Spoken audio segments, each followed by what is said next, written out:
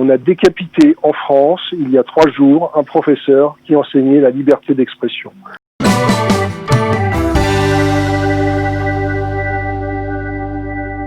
La décapitation d'un professeur d'histoire crée l'émotion en France et pas seulement, puisqu'on en parle aussi beaucoup ici en Israël pour parler de ce terrible meurtre. Nous sommes ce matin en ligne avec le professeur François Heilbronn.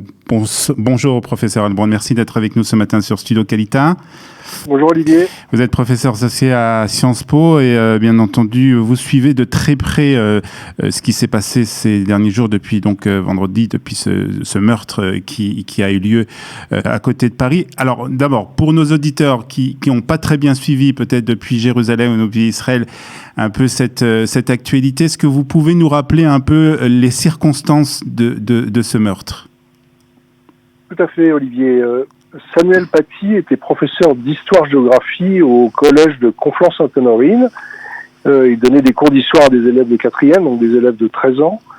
Dans le cadre de ces cours d'histoire, il y a un cours d'instruction civique obligatoire en France, qui est un cours sur la liberté d'expression. Et pour illustrer son cours sur la liberté d'expression, il a parlé de l'exemple des caricatures de Mahomet publié par Charlie Hebdo, et il a montré à ses élèves ces caricatures. Il a même demandé aux élèves que ça pouvait choquer de détourner le regard. Et il avait un cours sur la liberté d'expression. Certains élèves s'en sont offusqués, surtout une élève qui n'était pas là ce jour-là, et qui a menti à son père, qui a dit que le professeur avait humilié les musulmans et avait montré une photo du prophète nu, ce qui n'était pas vrai. Son père, dont la sœur était une militante djihadiste connue, partie en Irak, a commencé à s'agiter sur les réseaux sociaux, à menacer le professeur, à donner le nom du professeur, à donner son numéro de téléphone.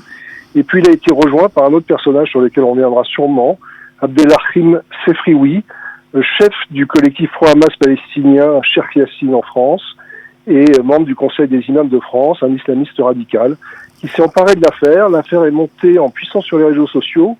Ils sont même allés manifester devant l'école, ils ont demandé la démission du professeur.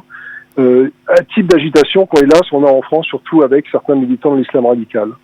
Là où l'événement est devenu tragique, c'est qu'un jeune Tchétchène radicalisé sur Internet de 18 ans, vendredi après-midi, est venu armé d'un couteau de boucher, a attendu le professeur, a guetté le professeur à la sortie du collège, l'a suivi dans la rue, l'a rattrapé, pourchassé et l'a décapité. On a décapité en France, il y a 3 jours, un professeur qui enseignait la liberté d'expression. Alors, donc le professeur Samuel Paty est mort. Alors, l'auteur de cet acte n'était pas connu des services de police ou des services de renseignement français? Non, c'est un jeune Tchétchène arrivé il y a plus de 8 ans en France, qui a obtenu un permis de séjour comme la plupart des membres de sa famille. Il n'était pas du tout connu des services, c'était un petit délinquant, mais même maintenant il commençait à travailler. Mais apparemment depuis 6 mois, 1 an, il s'est radicalisé assez rapidement sur les réseaux sociaux. Et son compte Twitter, maintenant qui est étudié par les services de police, montrait qu'il y avait des tweets de plus en plus extrêmes.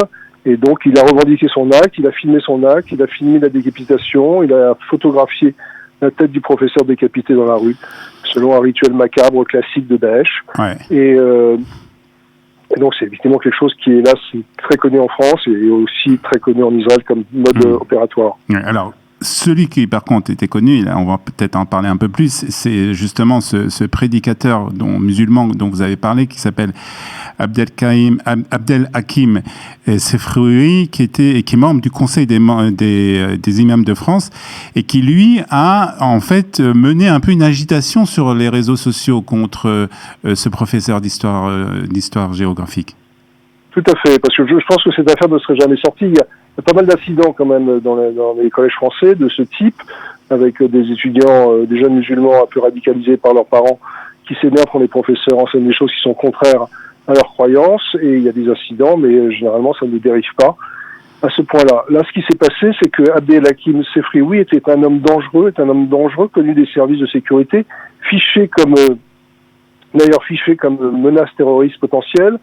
C'est quelqu'un qui est né au Maroc, mais qui est devenu français par mariage. Il a épousé une Française convertie à l'islam.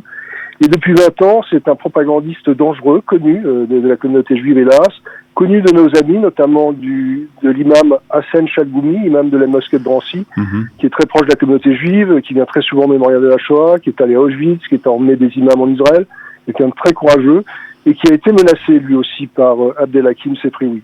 Donc, Abdelhakim Sefrioui, il y a 20 ans, a créé le collectif pro-Hamas palestinien Cheikh Yassine. Après la mort de Cheikh Yassine, il a créé ce collectif. C'est lui qui a créé ça. Par ailleurs, il menace, et notamment Chalgoumi. Chalgoumi dit cet homme est dangereux, il séduit la jeunesse. Il est plus dangereux que Tariq Ramadan car il séduit la base, les parents. Et il a harcelé notamment Chalgoumi.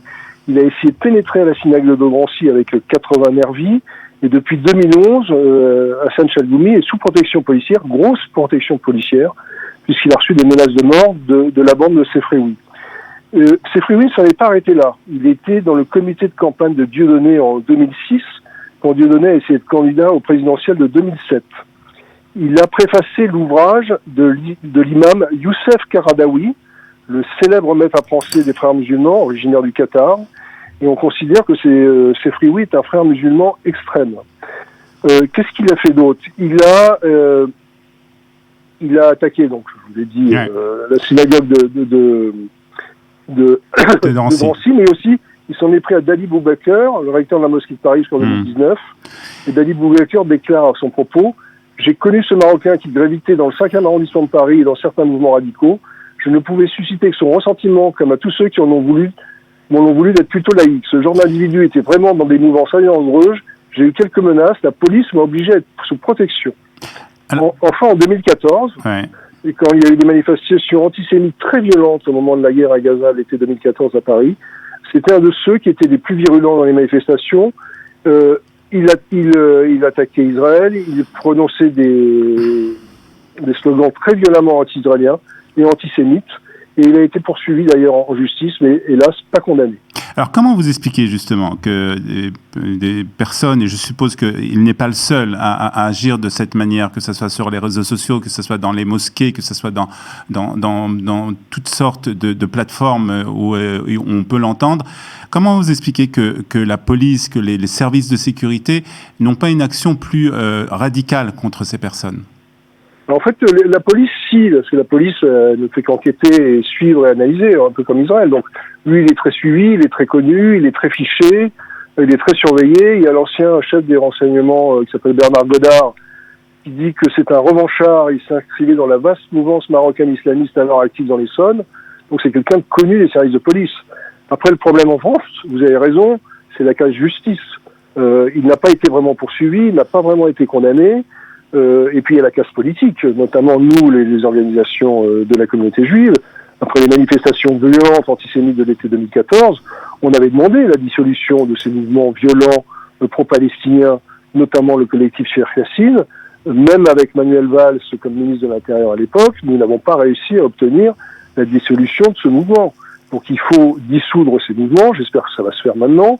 Il faut porter atteinte au financement de ces structures, qui sont très souvent, à l'époque, on le voit avec le lien avec Karadawi, financé par le Qatar. Donc il faut couper la pompe à fric de ces structures et il faut les empêcher de nuire. Mais même regardez en France, Dieudonné a été condamné plein de fois, il est toujours pas en prison. Soral a réussi à filer en Suisse. Il y a un vrai problème de condamnation et d'exécution des peines. Ce qu'on peut espérer cette fois-ci, c'est que Sefrioui, clairement, est là en garde à vue depuis plus de 70 heures. Il est considéré clairement comme un complice, voire un des instigateurs de cet horrible assassinat, et qu'il va rester derrière les barreaux de très très longues années. Alors pour terminer, professeur Heilbronn, est-ce que vous pensez que ce meurtre, on n'est pas, il y a eu ce meurtre, il y a eu des attentats, il y a eu l'attentat du Bataclan, il y a eu les attentats à Toulouse. Est-ce que vous pensez qu'après ce meurtre, qui est particulièrement horrible, est-ce que vous pensez que ça va faire changer quelque chose en France ? Est-ce que les autorités publiques vont agir d'une autre manière ? Je pense, oui. Je pense qu'il y a une symbolique très forte. En France, l'école républicaine était un des socles de la République française. Agresser un professeur, tuer un professeur, décapiter un professeur parce qu'il enseigne la liberté d'expression, choque énormément de gens.